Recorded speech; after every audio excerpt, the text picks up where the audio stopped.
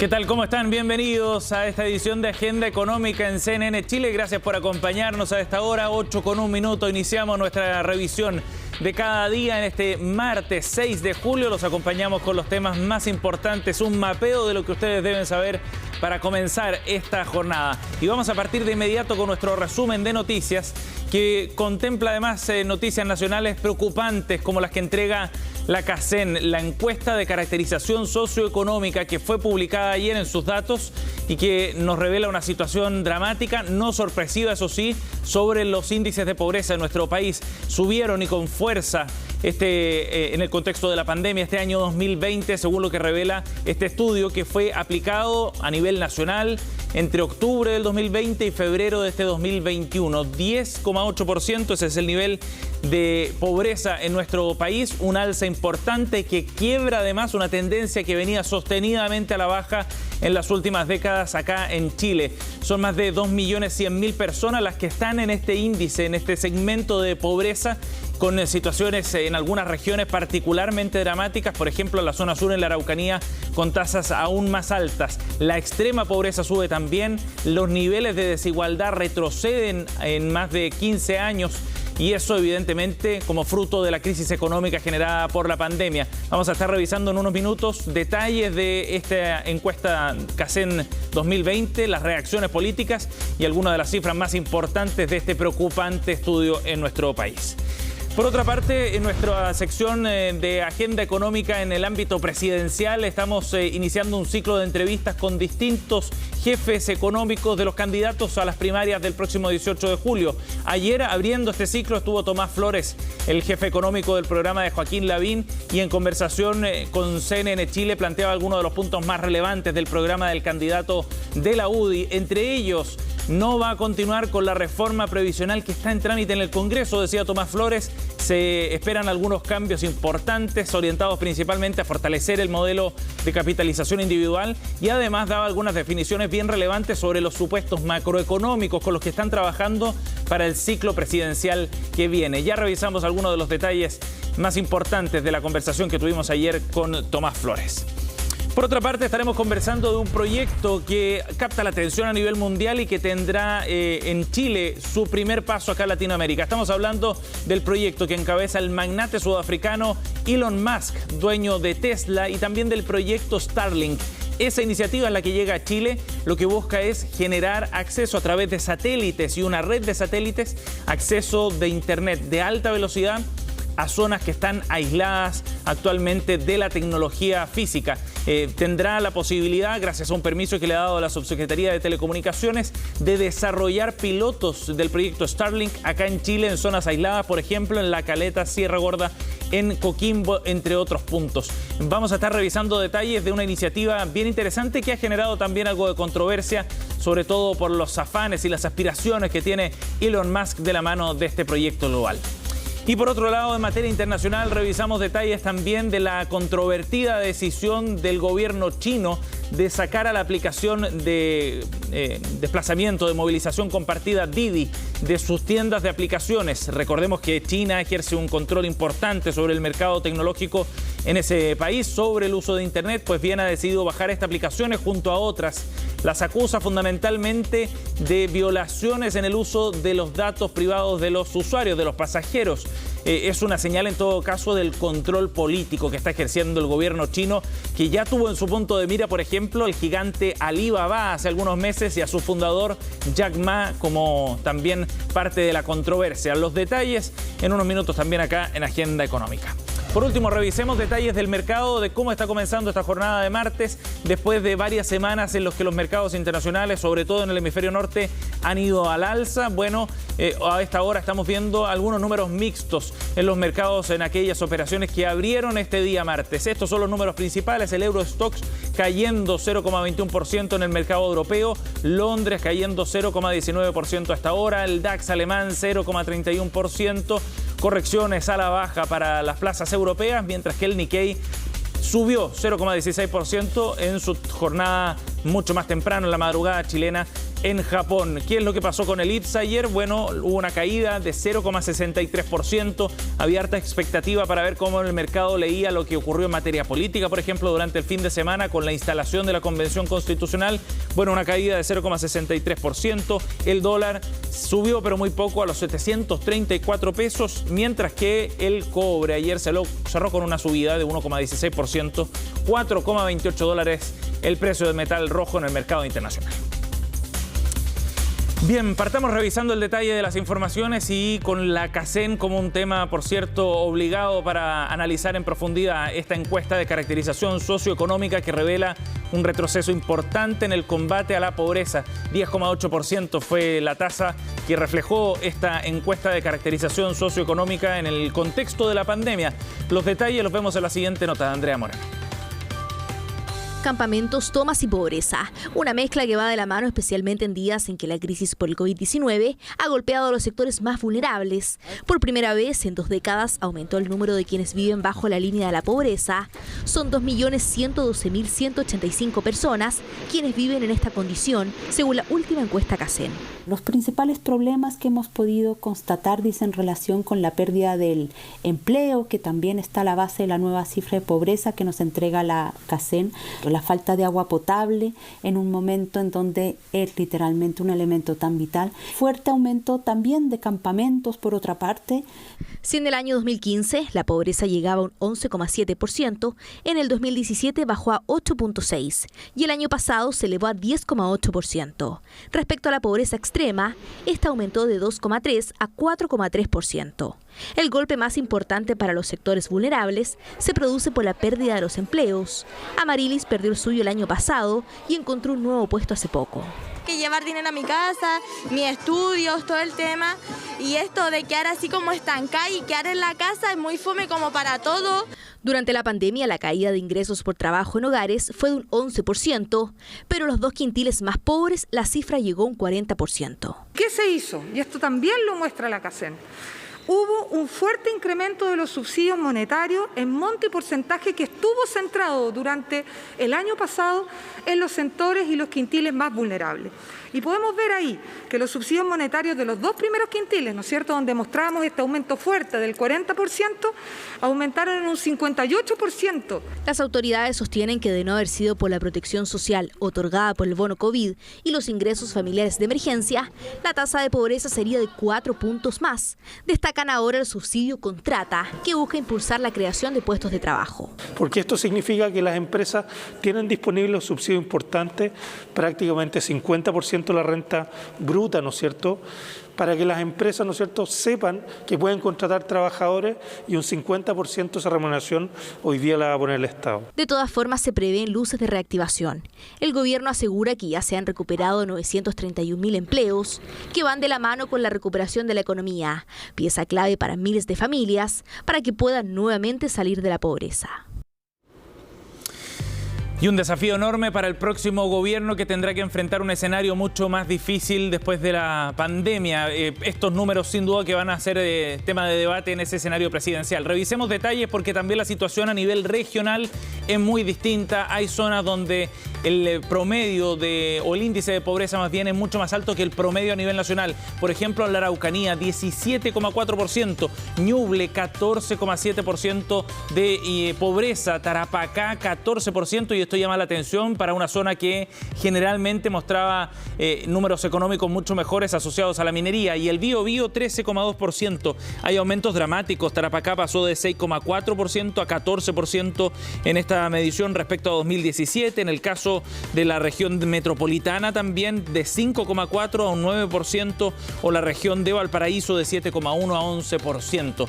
Hay otro efecto más de esta encuesta CACEN. Revisemos detalles de lo que significa esto desde el punto de vista de la desigualdad, cómo se distribuyen los ingresos a nivel nacional entre los grupos más pobres, el primer decil, y en los grupos más ricos, el 10º decil. Esto reflejado en el coeficiente de Gini. Miren, el 2013 estábamos en un coeficiente de 0,5 puntos, donde en una escala de 0 a 1, donde un indicador de 1 es alta desigualdad, un indicador de 0 es cero desigualdad. Bueno, ese indicador que había mejorado con el tiempo empeora mejora en los últimos 5 años, de un 0,49 puntos que marca este índice en el 2015, sube el 2017, repunta con aún más fuerza el 2020 en el contexto de este deterioro económico provocado por la pandemia.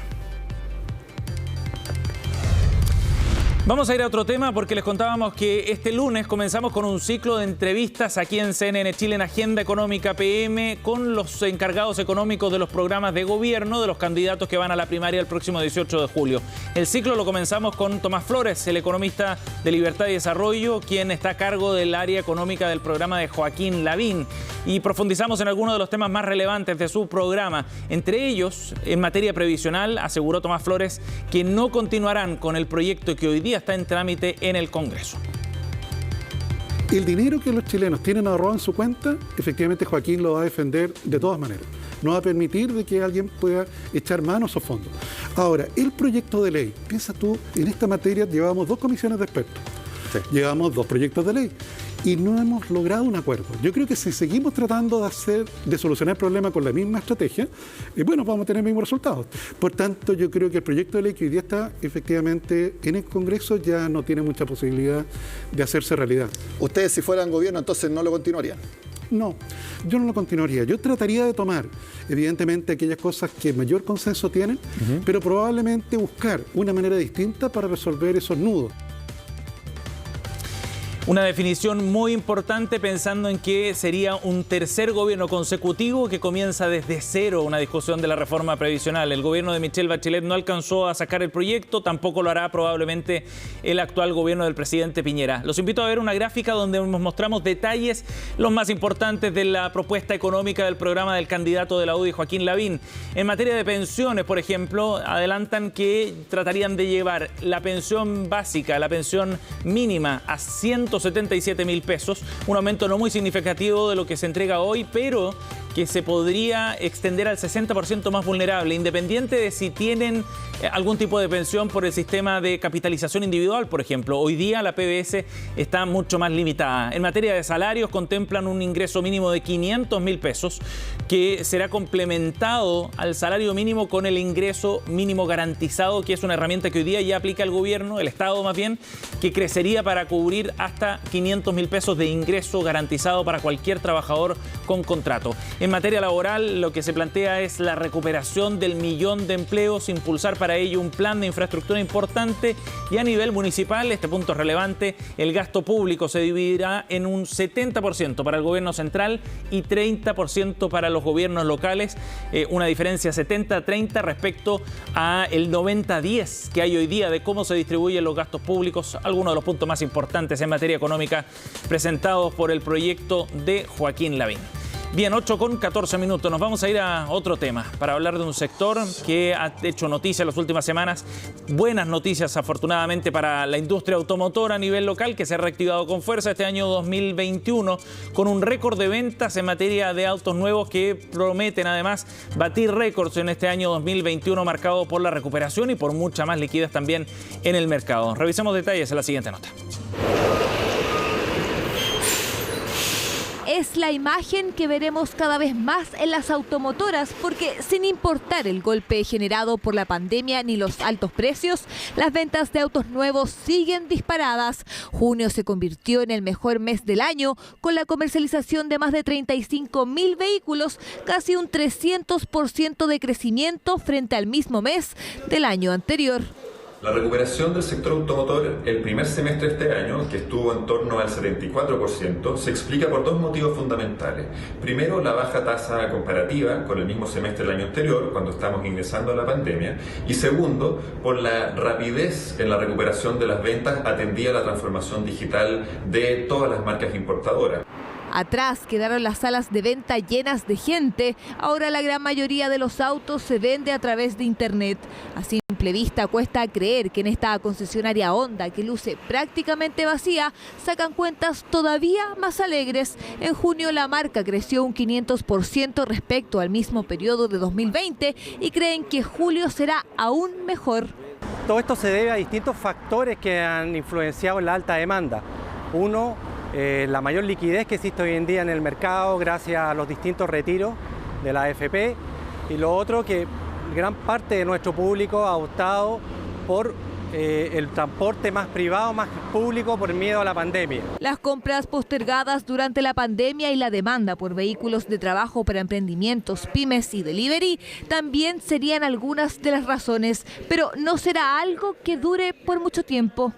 Claramente hay un shock de corto plazo. Mientras se produzcan estos desfases entre la oferta y la demanda, deberíamos ver un aumento de los precios. A medida que se vaya regulando con la oferta, con la mayor producción y que la gente vaya equilibrando sus consumos, así como la reducción de distintos subsidios o distintos incentivos de retiro del 10%.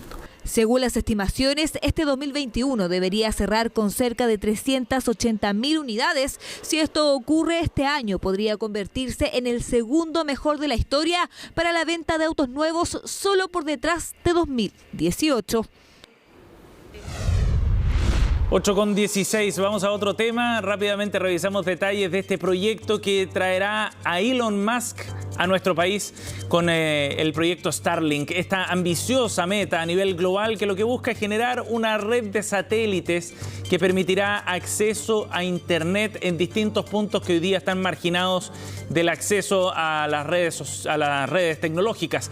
En total, a nivel mundial, son 3.700 millones de personas en las que, según las estimaciones de Elon Musk, están fuera de la red. Pues bien, acá en Chile comenzará sus operaciones con un plan piloto después de que la Subtel, la Subsecretaría de Telecomunicaciones, le entregara un permiso temporal para el inicio de estas pruebas que beneficiarán a 2 zonas en particular, remotas, que están marginadas de la red de telecomunicaciones: Caleta Sierra en la región de Coquimbo, Sotomó en la región de Los Lagos. De hecho, ya se van a distribuir algunos kits satelitales que permitirán estos servicios gratuitos, por cierto, de Internet durante un año. Una vez que se cumpla el tiempo, se acuerda que el costo será absorbido por los municipios. Es una operación ambiciosa la que tiene Elon Musk, el fundador de Tesla, un innovador, como le han llamado muchos, un hombre que va a la vanguardia y que llega a Chile entonces con este proyecto que, ojo, ha generado alguna controversia, sobre todo por el impacto que esto pueda tener, por ejemplo, en el trabajo astronómico en la zona norte de nuestro país.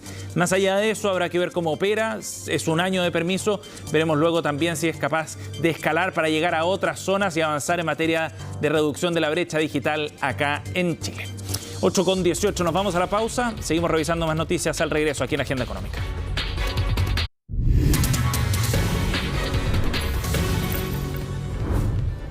Estamos de vuelta en Agenda Económica, 8:21 minutos, para profundizar en la CACEN 2020, este estudio de caracterización socioeconómica que reveló un fuerte aumento de la pobreza, hasta un 10,8% en el contexto de la pandemia. Vamos a analizar más detalles. Estamos en contacto con el director del Centro de Políticas Públicas de la Universidad Católica, coordinador del panel de expertos que trabajó en la CACEN, Ignacio Irarrázaval. ¿Cómo está, Ignacio? Buenos días.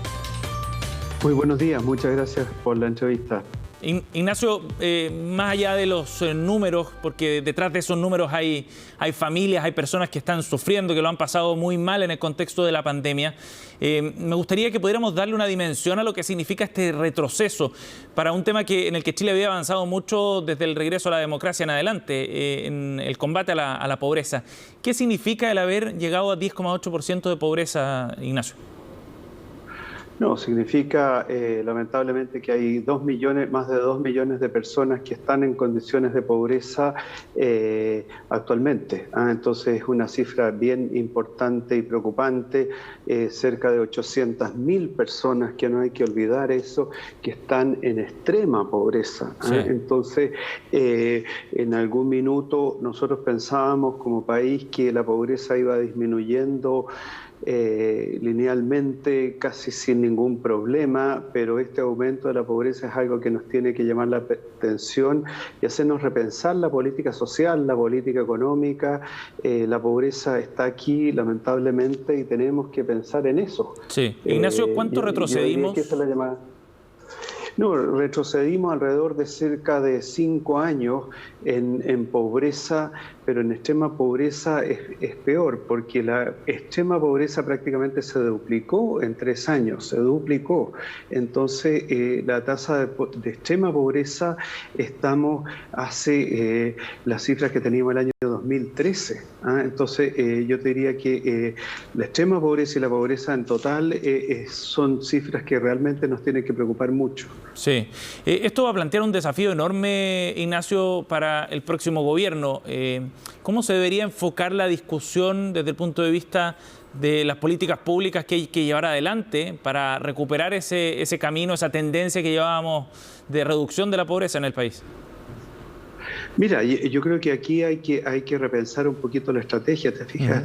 Casi todas las candidaturas presidenciales están hablando de renta básica universal, de modelos que existen en Alaska, en algunos países escandinavos, en Suiza no se alcanzó a implementar. Y esa renta básica universal le transfiere recursos a toda la ciudadanía, a ti y a mí, que probablemente no nos va a impactar. Entonces hay que pensar realmente si es que la preocupación por la pobreza es una preocupación real y los recursos, lamentablemente, del Estado son finitos. Entonces, ahí yo creo que hay una discusión bien de fondo, ¿te fijas? ¿Cuánto transferimos a toda la ciudadanía en estos modelos de rentas básicas universales, ingresos mínimos o lo que quieran llamarse, versus concentrarse en las personas que lo están pasando más mal? Sí. Yo creo que ahí va a haber una discusión bien importante. Ignacio, ¿eso significa que habría que reforzar la idea de la focalización nuevamente? Porque lo que se hizo en la pandemia fue precisamente tratar de avanzar a mecanismos de apoyo más universales.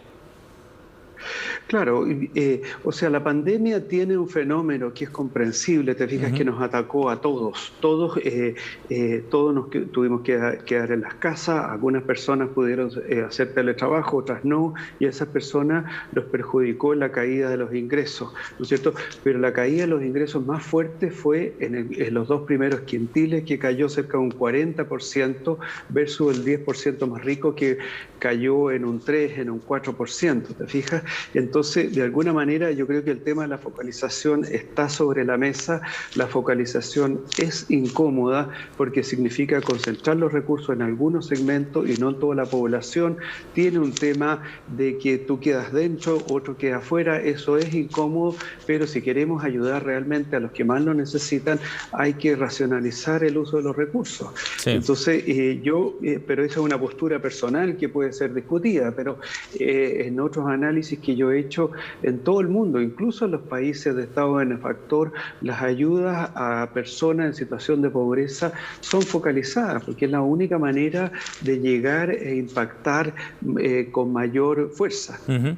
Ignacio, y en ese sentido, viendo esos caminos de salida del trabajo que se tendrá que hacer y que tomará un tiempo además para que genere impacto, ¿cuál es el rol que tendrá el trabajo del Estado desde el punto de vista de las ayudas directas, de transferencias directas eventualmente, y el trabajo o el rol más bien del empleo y de la reactivación del mercado laboral? Son dos componentes. ¿Cómo los balancea usted pensando en lo que viene hacia adelante? O sea, yo creo que se puede hacer una mezcla de ayudas asistenciales, pero con una clara señal de que lo que nos interesa es restablecer el trabajo. La mayor causa del aumento de la pobreza es la disminución de los ingresos del trabajo. Entonces, aquí hay que ir dando una señal, primero una señal económica, que la economía se está recuperando. Algo de eso nos ha dicho el Banco Central a través del IPOM, pero esa recuperación del empleo ha sido más fuerte en personas de mayor nivel de escolaridad y en los hombres. A las mujeres todavía la tasa de recuperación del empleo ha sido más baja. Entonces hay que hacer una combinación. Hay una combinación que ya está sobre la mesa, que es este ingreso mínimo garantizado, que cubre un diferencial de ingresos. Yo creo que es un instrumento interesante porque te incentiva a ingresar al mercado del trabajo formal. Hoy día tenemos un problema, la informalidad creció, necesitamos que la gente ingrese a empleos formales, que coticen, que tengan seguridad social, y eso, el ingreso mínimo garantizado, es un mecanismo que te subsidia un diferencial de ingresos para llevarte a un umbral de ingresos relativamente aceptable para una persona en condiciones de vulnerabilidad. Entonces yo creo que se pueden combinar ambas cosas. Sí, Ignacio, nos queda un minuto. Me gustaría una última reflexión respecto a cómo este tema va a impactar en la carrera presidencial también. ¿Cómo cambia más bien las discusiones que se están dando? Los temas que se habían hablado hasta ahora eran de otra naturaleza, pero este tema pasa a ser uno prioritario ahora. ¿Cómo cree usted que va a impactar eso? Yo espero que impacte, porque todavía estamos hablando de redistribución urbi et orbe y de generar más recursos para un montón de otras iniciativas. Entonces, yo creo que esto va a ser un test bien importante para las candidaturas si es que logran entender este aumento de la pobreza y focalizar su discurso y su estrategia en este segmento. Yo creo que va a ser un buen test. Esto no estaba sobre la mesa, salió ayer esta información y me encantaría ver cómo se reposicionan los discursos y las estrategias en torno a este diagnóstico reciente que estamos teniendo. Sí, porque hasta ahora por lo menos no se veía como un tema prioritario en la discusión. Ignacio, gracias por conversar con nosotros hoy día, muy amable. Muchas gracias, que estés muy bien. Buen día, hasta luego. Bueno, precisamente sobre el trabajo de los programas económicos de los candidatos que van a la primaria el próximo 18 de julio, estamos abordando en Agenda Económica. Esta tarde, a las 7:45, en Agenda Económica PM, estará Ramón López, profesor de la Universidad de Chile y quien está a cargo del área económica del programa del candidato Daniel Jadue. Gracias por acompañarnos. Ya viene Conexión Global aquí en CNN Chile. Que tengan buen día.